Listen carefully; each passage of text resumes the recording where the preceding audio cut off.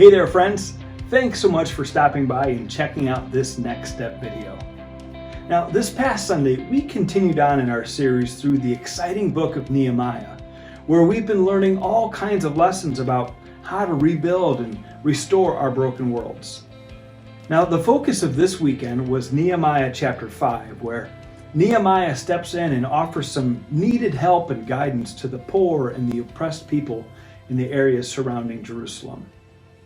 Now, this chapter 5, was a bit more unique in that up until this point, most of the conflict that we've talked about was with kind of the outsiders who were like the enemies of the Jews. However, chapter 5 is talking about this ongoing conflict among the insiders. It was Jews versus Jews. It was kind of a classic case in which the rich were getting richer and the poor were getting poorer. And as a result, the poor were oppressed and they were bankrupt and starving, and in some cases, they were even forced into slavery by their fellow Jews. Well, this greatly disturbed Nehemiah, and he put a stop to it. And he even got the oppressors to agree to end their unfair treatment of the poor. In the end, Nehemiah modeled for the people how to treat each other with the dignity they deserved. Now, I'd encourage you to either watch or rewatch this week's sermon on our YouTube page and read Nehemiah chapter 5 for yourself this week.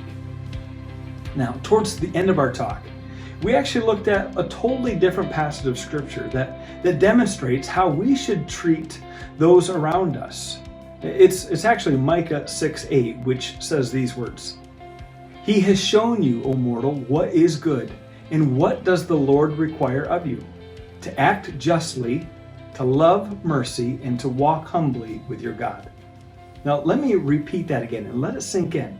Micah 6:8 says, "He has shown you, O mortal, what is good, and what does the Lord require of you? To act justly, to love mercy, and to walk humbly with your God."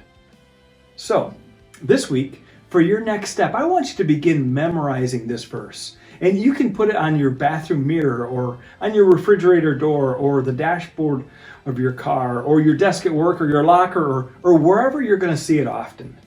Now, more importantly, put it in your heart so that you'll remember it in those moments when you need it most. Now, most importantly, even more importantly than memorizing it is this: put it into practice. You see, God's people were told to put this into practice multiple times in their history, and yet they kept going back to their old selfish habits, which cost them dearly. So let's not make the same mistake. This week, look for and then take the opportunities that God gives you to act justly, to love mercy, and to walk humbly with your God. Now, if there's any way that we can help you with those 3 steps, don't hesitate to reach out. Have an incredible rest of the week.